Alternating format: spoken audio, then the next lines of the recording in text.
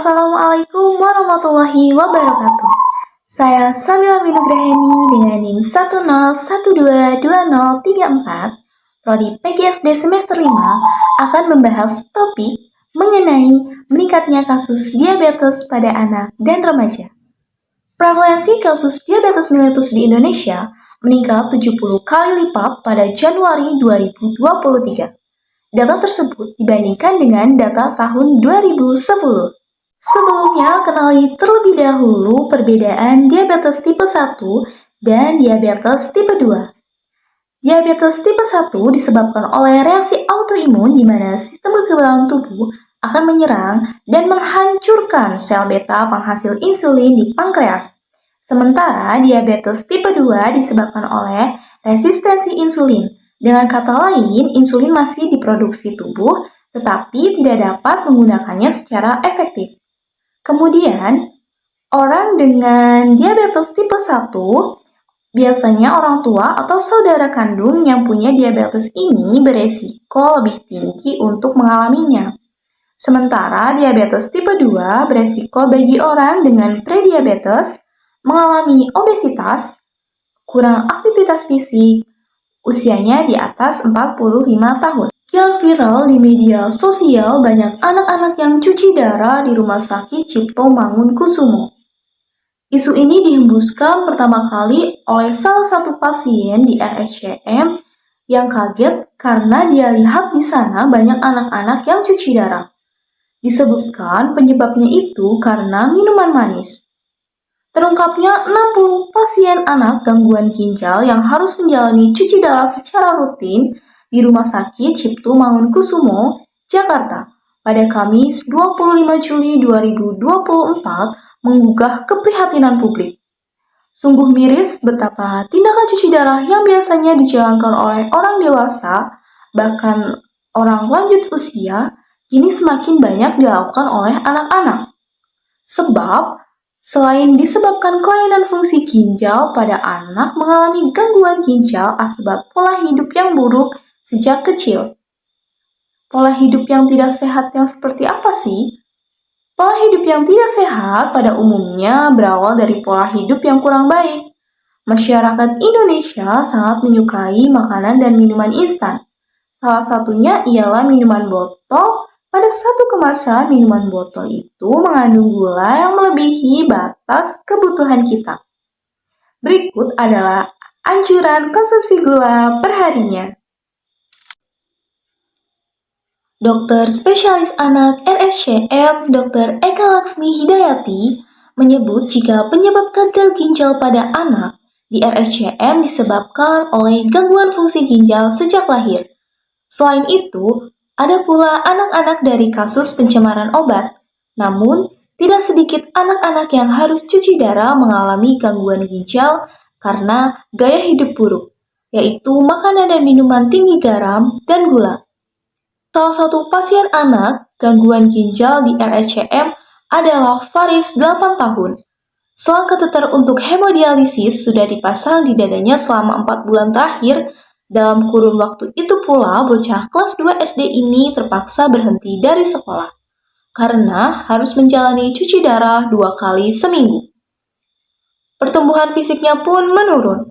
Dia tidak mampu lagi berlari-lari selayaknya anak lain karena mudah kelelahan. Hari-harinya kini dilalui di atas kursi roda. Ibu Faris, Dewi Ningrum, mengakui gangguan ginjal anaknya turut diperparah oleh pola makan yang kurang baik. Kini Faris harus hidup dengan selang di dadanya. Pola makanan pun diatur ketat, tidak boleh mengandung gula dan garam. Selain itu, dia harus mengkonsumsi sekitar 10 jenis obat terdiri dari 20 tablet per hari. Bukan tanpa alasan, minuman berpemanis menjadi tersangka penyebab penyakit ginjal pada anak-anak. Apalagi, makanan dan minuman semacam ini sangat disukai oleh anak-anak. Orang tua pun sering abai mengingatkan anak-anak untuk membatasi konsumsinya. Belum lagi soal iklan minuman berpemanis dalam kemasan yang membombardir, lama-kelamaan gula sudah menjadi semacam candu. Menurut anjuran Kementerian Kesehatan, batas konsumsi gula harian yaitu 10% dari 200 kilokalori. Angka ini setara 4 sendok makan atau 50 gram gula. Sementara batas konsumsi gula anak-anak 3-6 sendok teh sehari atau 1-3 sendok makan per hari. Bahkan anak-anak di bawah 4 tahun sebaiknya menghindari makanan dan minuman dengan gula tambahan dan berpermanis. Kementerian Kesehatan menyebutkan minuman soda memiliki kandungan gula 27 gram setara 1,8 sendok makan. Teh kemasan mengandung 20 gram gula setara 1,3 sendok makan. Sedangkan susu kotak 19 gram atau 1,2 sendok makan. Menurut Data Center for Indonesia Strategic Development, orang Indonesia setidaknya mengkonsumsi minuman berpemanis dalam kemasan atau MBDK 1-6 kali per minggu.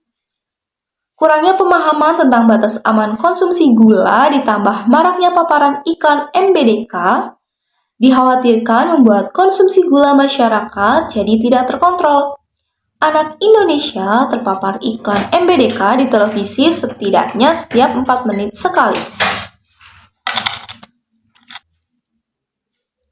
Pada tahun 2022 sempat ramai anak-anak yang gagal ginjal karena minum obat penurun panas sirup yang mengandung etilen glikol, yaitu merupakan senyawa kimia dalam obat yang mempunyai rasa manis. Sementara senyawa yang digunakan untuk minuman pemanis yaitu propilen glikol kategori food grade. Lalu bagaimana sih tips mengurangi risiko anak terkena penyakit gangguan ginjal? Baik, yang pertama, pastikan asupan cairan yang cukup. Mengajarkan anak untuk minum cukup air sepanjang hari membantu menjaga kesehatan ginjal, mencegah dehidrasi, dan membantu ginjal bekerja dengan baik dalam menyaring racun. Yang kedua, pola makan sehat dan seimbang. Konsumsi makanan bergizi rendah garam, rendah gula, dan rendah lemak membantu menjaga tekanan darah dan berat badan anak tetap sehat. Ginjal anak akan terjaga jika tubuhnya terhindar dari tekanan darah tinggi atau obesitas, yang merupakan faktor resiko gangguan ginjal. Baik, yang ketiga, batasi konsumsi makanan olahan dan berpengawet. Makanan olahan sering mengandung garam, lemak, dan zat kimia yang dapat memberikan beban ekstra pada ginjal. Cobalah untuk lebih banyak memberikan makanan segar atau food grade seperti sayuran, buah, dan sumber protein yang kaya serat. Baik, selanjutnya yang keempat, ajarkan anak untuk aktif bergerak. Aktivitas fisik dapat membantu menjaga berat badan anak dalam kisaran sehat dan meningkatkan fungsi organ tubuh, termasuk ginjal. Mengajak anak untuk berolahraga ringan secara teratur itu sangat bermanfaat. Baik, yang kelima, hindari pemberian obat tanpa rekomendasi dokter. Beberapa obat, terutama obat penghilang rasa sakit tertentu, seperti ibuprofen atau aspirin, bisa memberikan dampak pada kesehatan ginjal jika digunakan terlalu sering dan tanpa pengawasan. Konsultasikan pada dokter sebelum memberikan obat kepada anak. Yang keenam yaitu pemeriksaan kesehatan secara rutin. Pemeriksaan kesehatan berkala dapat membantu mendeteksi masalah kesehatan pada ginjal sejak dini, terutama jika anak memiliki faktor resiko seperti riwayat keluarga dan penyakit ginjal atau diabetes. Diabetes mellitus pada anak dan remaja bisa berdampak pada gangguan fungsi ginjal, merusak otak, dan juga mengganggu kesadaran.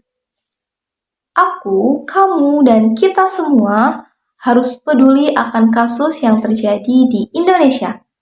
Mari kita sama-sama mewujudkan Indonesia Emas tahun 2045 dengan mewujudkan generasi unggul dan berkualitas. Saya Sabila Binugraheni, see you next time.